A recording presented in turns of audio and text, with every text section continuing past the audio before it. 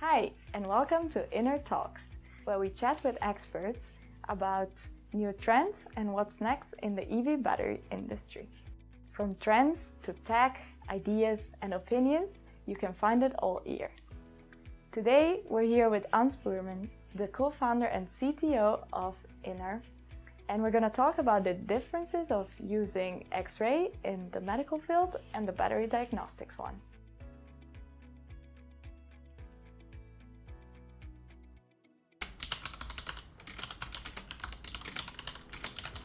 Okay, well, in the medical field, of course, X-ray has been around for over 100 years, where you use it to indicate all sorts of, first of all, bones and then all sorts of other things inside the human body.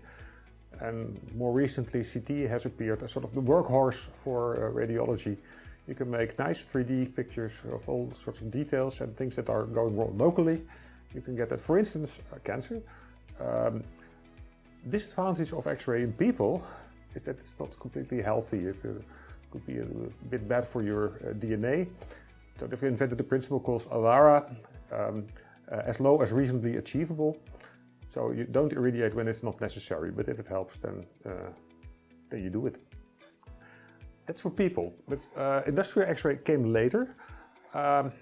First of all, there's a lot of it around, all sorts of sizes, from very big pipes to small details, measuring stuff. And also more recently there's industrial X-ray. It's still small, but it's growing. It can show you all sorts of things inside of objects. And for instance, in batteries this becomes important. So battery cells, there it's now established that you can see what's happening in those cells.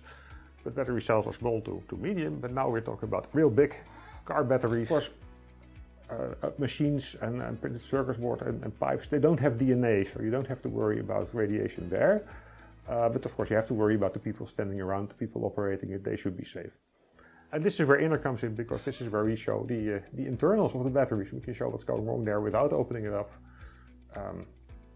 That's our proposition, I would say.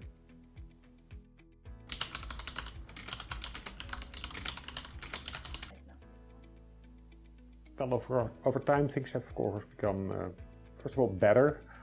Sometimes cheaper, detectors have become cheaper, and there's a lot more compute power.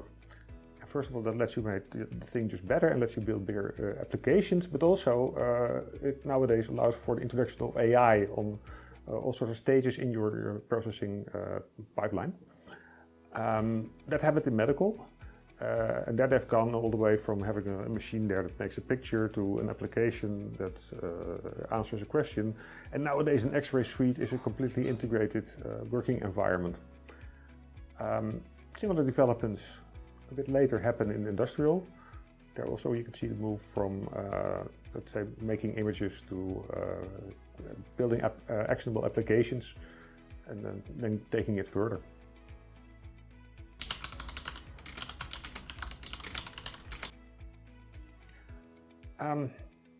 Yeah, the big difference is really going from, probably going from, first of all, you're filling in the dark and then somebody shows you, hey, you can make pictures of this. And first, this is not believed. You have to show people, yeah, you can make images out of this. And then at some point, it starts to be an important proof point. And finally, at the end, people just accept that it's there and it's part of your everyday work. Nowadays you can't imagine a hospital without having an X-ray department or a radiology department. And similarly that will happen in industry. If you're solving a big enough problem, then this is what happens. At some point people cannot imagine doing a battery shop without having X-rays. So this is what we're doing at Inner. We're showing that it makes sense to make images of the internals of batteries. We can show you that there's value in doing that. I'm pretty sure somewhere in the near future you cannot imagine doing this without the X-ray machines that Inner is making.